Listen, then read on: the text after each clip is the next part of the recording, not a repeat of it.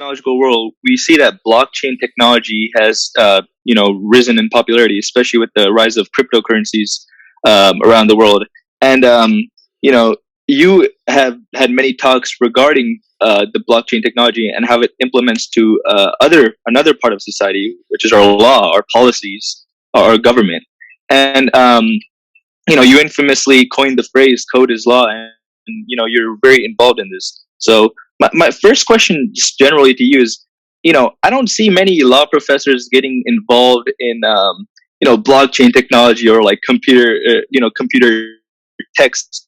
It was a surprise to me that you would be interested in this type of stuff. So just generally, how did you get interested in code, in computer science, in all these more concepts that are not traditionally followed by law professors?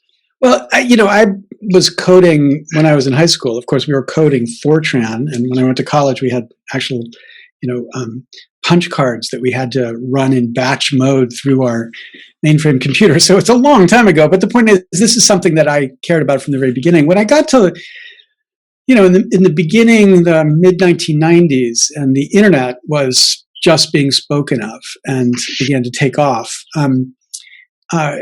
What I recognized was that a lot of the policies and the values of our legal system would either be reflected or contradicted by the technologies of the internet. And it just so happened that the original internet embraced many of the values that we think of as important in our own constitutional tradition. So it embraced a value of freedom of speech, because set up a server, set up a blog, speak wherever you want. It embraced a value of privacy, because at least in the original architecture of the internet, there was no way to trace or to watch, because it was a stateless system, meaning you couldn't tell that somebody was at one place and going to another place. And so it enabled extraordinary innovation. Like if you had a great new idea, like a voice over IP, you didn't need to get permission from the owners of the network to deploy it. You just put it up there and people could adopt it. So these features were maybe the unintended, but certainly the consequence of the technical design. And so what really obsessed me from the very beginning is recognizing they were just arbitrary or accidental, and they could be changed. And indeed, my first book was all about explaining exactly why they would change, and that we would see the internet moving from this place of privacy and free speech and free innovation to a space of perpetual surveillance, perpetual ability to control the freedom to speak, and innovation controlled by a relatively small number of entities that would control innovation. When I said that, people are like, you don't understand the internet. That's not possible on the internet. And what I said is, you don't understand what makes the internet the internet. And that's just the technical specification, which itself can be modified. And of course, I think most people think the internet has been changed to take away the privacy, to take away the innovation, to take away many of the aspects of freedom of speech. So that's been like my fight for more than 20 years. And blockchain is just, in some sense, version 2 of that fight. Because many people look at blockchain and they see it as a technology that allows all sorts of collaborative activity completely separate from government or the ability to control it. Decentralized infrastructure, which doesn't produce trust, it just removes the need for trust. You don't need to trust anything. It's the math that delivers the results. And my own view is that that's a very valuable technology in contexts where there isn't trust. So, here in the United States, we don't need, if you want to do a commercial transaction, pull out your Visa card and use it. And if somebody steals the number, the law says that your losses have to be covered by the bank. And so the bank's going to work hard, and you don't have to worry about it. It's not like you need heavy infrastructure to protect you. But if you're in Nigeria and you have a great new idea for a technology that you want to sell on the internet, and you say to somebody, I'm a Nigerian businessman, send me your money, people are going to say, wait a minute, you're a Nigerian businessman, and we've seen all sorts. So the point is, blockchain in that context gives you the opportunity to enter into the marketplace, and nobody needs to worry about whether they trust you or not. Like, it's there or it's not there, and there's no way to fake it. So it's an enormously important potential for equalizing the world with respect to trust. We don't need trust. And when you move from the Bitcoin or the Bitcoin blockchain world into like the Ethereum world, and you imagine on top of this, the Ethereum blockchain, or blockchains now as it's evolving to 2.0, imagine, the general purpose programming language that they intend to deploy, and therefore smart contracts and all sorts of implemented regulation through this code. It's going to be an incredibly interesting field to understand. And you're right, most people in my business don't have much patience for it, but I think it's extremely important to understand and to begin to reckon as it intervenes into more and more of our lives. Right. Yeah, no, I definitely appreciate that. Someone has to do it. Someone, has to research these types of things and, progress innovation. There hasn't been innovation in law, politics, or anything like that. So, someone has to do that, and you're definitely doing that. So, you made some good points about blockchain technology, and in some of your past talks, you've talked about how the blockchain can be implemented into a government system, right? And as a computer science student, that really fascinated me. It's like, how can we implement a blockchain and have an architecture that helps a government, or you even mentioned like developing nations can implement this to have their government be efficient, trustworthy, etc. So and the idea seems really really beautiful to me, but I want to ask, how do you see the transition from going to our legal system where we just have like papers and documents to going to that more technological route? Because I find it really hard to visualize how that transition is going to happen. Is it going to start like small scale and then move into more, or like you can have blockchain policies or sorts of that matter, or just generally, how do you see that transition happen? Yeah, well, the first thing to recognize is that, the level of trust that we ascribe to institutions, especially of government or of governance or democracy, is not really a function of the technology. It's a function of the trouble people want to take to either sow distrust or convince people to trust it. So, think of this last election. After that election, 70% of Republicans said that they believed the election had been, quote unquote, stolen. Okay, there's just no evidence of that. Zero evidence. And if there had been a blockchain in that election, it wouldn't have made any difference. You still would have had the Sean Hannitys or the Tucker Carlsons on television sort of saying, oh my gosh, it's been stolen, it's been stolen. The president saying the same thing.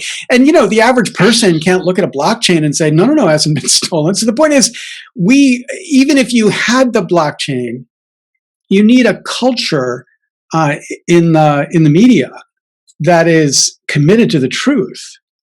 And we don't have that right now. And that's much more threatening than, the potential for a paper technology to be hacked in a way that a blockchain technology could not be hacked. But I think the question you asked is really important. Like, what is the transition?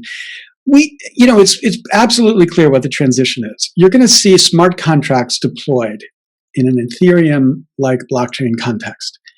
And the efficiency of those contracts over regular contracts will be obvious. Not just the contracting, but the actual monitoring and execution and dispute resolution on top. All of that will wildly outdo ordinary contracting technologies like the law and courts and things like that.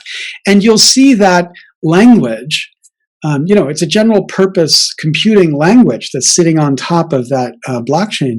You'll see that language becoming more and more sophisticated, capable of contracting in more and more space. And it's going to raise lots of important questions, which is like, how much of our life do we actually leave to pure contracting? So right now in real space, you have no right to contract to be a slave. You don't have that right. If you say, I want to be a slave, pay me $200,000 a year, I'll do whatever you want. You can't do that because the law says you can't be a slave, period. Well, what if it's not the law that's enforcing the rules?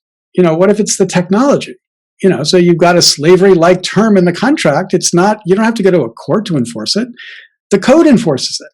And so this is the point that, I've been talking about for more than 20 years. We have to ask and have a way to interrogate the technology and say, do we actually believe in the values that you're enforcing? So this fight started in copyright land, where the motion picture industry and the record industry wanted to deploy technology that would make it practically impossible to use the internet with respect to music or video without them perfectly controlling how it was used. And, we waged wars against them saying, well, the law actually doesn't give you perfect control over a culture. It doesn't allow that. It says the time you're allowed to control culture is limited. And it says there's a principle of fair use. And the principle of fair use is a principle that says I get to use it in the way I want, whether you like it or not. And there was a direct conflict between the code that they were deploying that would basically make it impossible, unless you were a super hacker, to use it contrary to how they wanted to control it, and the law, which said, no, there's supposed to be freedom here. You're supposed to be allowed to use it whether they like it the way you're using it or not. And so that conflict, drove a lot of technologists to realize that they had to be respectful of the values of freedom that were built into copyright law. And it changed the way the code developed. And I think the same dynamic is going to happen with the blockchain. You're going to see conflicts that require these companies to make sure that the technology they deploy doesn't conflict with values that we want to defend. On a regulatory level, though, do you fear that the United States is falling behind, right, in embracing blockchain technology? Countries like China, among others, seem to be embracing cryptocurrency and blockchain technology more than some Western nations. And because our federal government just doesn't work, do you fear the United States lagging behind other countries in this space? Well, I think if you step back just from blockchain and you just ask smart technology, yes, I think there's a huge difference between China and America. So in China, there's much greater involvement by the government to make sure that the technologies of AI or blockchain or whatever develop in a way that the Chinese government at least thinks is good for China. And in the United States, the entities that are making that decision are all private entities. It's basically, is it good for Google or is it good for Apple? And I'm not saying it's necessarily, I don't love the Chinese government, so I'm not saying it's better in China than it would be to have Apple decide. Maybe Apple's decisions would be better. But I'm saying one really important difference is that they have a self-consciously strategic government that is intervening in these technologies, aware of their potential, and trying to make sure they steer in the direction that the government likes. And in America, we don't have that because we don't have that capacity at the federal level, and certainly not at the state level. Maybe California is an exception, but generally at the federal level. And more than that, we have a commitment by people in government is like, well, we leave this all to the private sector. But, these are fundamental questions that the private sector can't or won't necessarily answer in a way that's good for America. It might be good for Apple or it might be good for Amazon, but it's not good necessarily for America. So this is a really important way in which we're behind. Blockchain is one example, but I think the broader example of smart technology, and especially AI, is much more significant.